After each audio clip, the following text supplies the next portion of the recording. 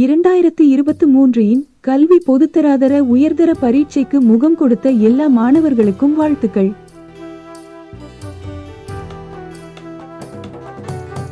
இது காலம் கடந்த வாழ்த்து. மன்னிக்கவும் என்று கேட்டுக்கொள்கின்றேன்.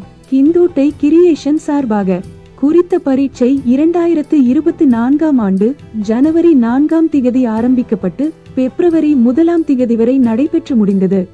அதற்கு நாடளாவிய ரீதியிலே 2,81,445 பாடசாலை விண்ணப்பதாரர்களும் 65,531 தனியார் விண்ணப்பதாரர்களும் தோற்றியிருந்தாங்களாம். இனி நடந்து முடிந்த அந்த பரீட்சை பெறுபேறுகளின்படி சுமார் 45,000 மாணவர்கள் அரச பல்கலைக்கழகங்களுக்கு அனுமதிக்கப்படுவாங்களாம். இவர்களில் மருத்துவ பீடங்களுக்கு சுமார் 2,088 பேரும், பொறியியல் பீடங்களுக்கு 2,300 பேரும் உள்ளடக்கம் என்ற செய்தியும் வெளியாகியுள்ளதாம். சுமார் 45,000 என்னும் மாணவர் கூட்டத்தில் நீங்களோ அல்லது உங்கள் பிள்ளைகளோ சகோதரர்களோ இன்னும் உள்ள அன்பர்களோ உள்ளாகியிருந்தால் எங்களுக்கும் சந்தோஷம்தான். ஆனாலும் நாங்க சொல்ல வந்த விஷயம் வேற. கேளுங்கோ. மேற்சொன்ன கூட்டத்தில் நீங்களோ அல்லது உங்கள் பிள்ளைகளோ சகோதரர்களோ இன்னுமுள்ள அன்பர்களோ யாராகிலும் உள்ளாகவில்லை என்றிருந்தால் அதையே நினைத்து நினைத்து எவரும் தைரியமிழக்க தேவையில்லை.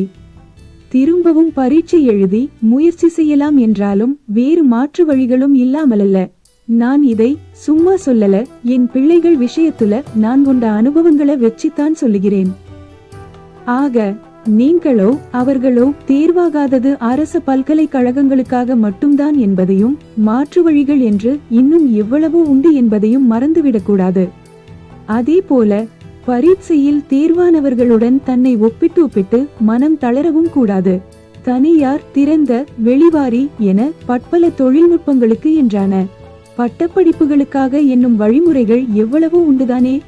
எனவே பரீட்சையில் எதிர்பார்த்த புள்ளிகளை அடைந்து கொள்ள முடியாமல் போனாலும் பட்டப்படிப்புக்கான மாற்று வழி ஒன்றை தேர்ந்து கொண்டு பயணத்தை தொடர முடியும் என்ற நம்பிக்கையை மனதில் ஏற்றிக்கொள்ள வேண்டும். இவ்வாறு மாற்று வழிகளை பின்பற்றி வெற்றியடைந்தோர் எவ்வளவோ பேர் இல்லாமலல்ல. எனது மூத்த மகன் முகம்மது சிராஸ் உயர்தரத்துல எழுதினார். பல்கலைக்கழகத்துக்கு தெரிவானார். மெக்கானிக்கல் என்ஜினியரிங் எனும் இயந்திர பொறியியல் துறையில் பட்டம் பெற்றார். தற்போது சவுதி அரேபியா டமாமில் ஒரு கம்பெனியில் பொறியியல் பிரதானியாக தொழில் புரிகின்றார். அங்கேயே மனைவி மக்களோடு குடும்பமாக வாழும் வசதியோடு. அல்ஹம்துலில்லாஹ். எனது இரண்டாவது மகன் முகம்மது சாஜித் படித்தார். OL சித்தியடைந்தார். AL சறுக்கிவிட்டார். ஆனாலும் மனம் தளராமல் மாற்று வழியாக கணனித்துறையை தேர்ந்து கொண்டார். சாஃப்ட்வேர் இன்ஜினியராக பட்டமும் பெற்றார். ஆஸ்திரேலியாவில் MIT யூனிவர்சிட்டியில் சாஃப்ட்வேர் இன்ஜினியராக மாஸ்டர் டிகிரி எனும் முதுகலை பட்டமும் பெற்றார். தற்போது ஆஸ்திரேலியாவிலேயே தொழிலும் புரிந்து கொண்டிருக்கின்றார். விரைவில் PhD கலாநிதி பட்டமும் சேரும். இன்ஷா அல்லாஹ். எனது மகள் பாத்திமா சிபாயா அவரும் இப்படித்தான். அரச பல்கலைக்கழகத்துக்குள் நுழைய முடியாமல் போனதற்காக வருந்தவில்லை, தைரியமிழக்கவில்லை. ப்ரீ ஸ்கூல் டீச்சர் கோர்ஸ் என்னும் முன்பள்ளியாசிரியருக்கான பாடநெறியை தனியார் துறையில் முடித்து பட்டம் பெற்றார். தற்போது ஆஸ்திரேலியாவில் ஆஸ்திரேலிய தலைநகர் மெல்பர்னில் பிரபல முன்பள்ளியொன்றின் பொறுப்புதாரிணியாக தொழில் புரிகின்றார். கணவர், பிள்ளைகள் என்று குடும்பமாக சேர்ந்து வாழும் வசதியோடு. அல்ஹம்துலில்லாஹ்.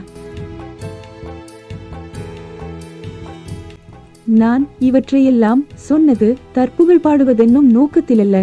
அரச பல்கலைக்கழகத்துக்கு உள்ளாகவில்லை என்பதற்காக எல்லாம் முடிந்துவிட்டதென்று எவரும் மனத்தளவில் விழுந்துவிடக்கூடாது என்பதற்கான உதாரணத்துக்காகத்தான்.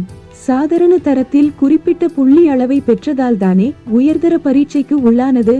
அப்படி என்றால் எங்களால் முடியாது என்றெவரும் மனத்தளவில் பள்ளத்துக்கு வீழாமல் ஏன் மாற்று வழியொன்றை பின்பற்ற முடியாது? எப்படியோ கோச்சி தவறிவிட்டது. இனி பஸ்ஸுல ஏறியாவது பயணத்தை தொடர முடிவெடுக்க வேண்டியதுதான். இன்ஷா அல்லாஹ் வெற்றி கிடைக்கும். அதற்காக கிந்தோட்டை கிரியேஷன்ஸ் ஊடான எங்களது பிரார்த்தனை எல்லோருக்குமே உண்டு. இது அல்ஹாஜ் பக்கீர் தீன்சேர் அவர்களால் எழுதப்பட்ட பிரதி. வழக்கம் போல ஒழுங்கமைப்பு அஹமத் சரீப். ஒலி அமைப்பும் பக்கீர்தீன் சேர்தான். தயாரிப்பு கிந்துட்டை கிரியேஷன்ஸ். இன்ஷா அல்லாஹ் இன்னொரு பதிவிலும் சந்திக்கும் வரை வாசித்த நான் கிந்தோட்டை பர்ஜுமா டீச்சர்.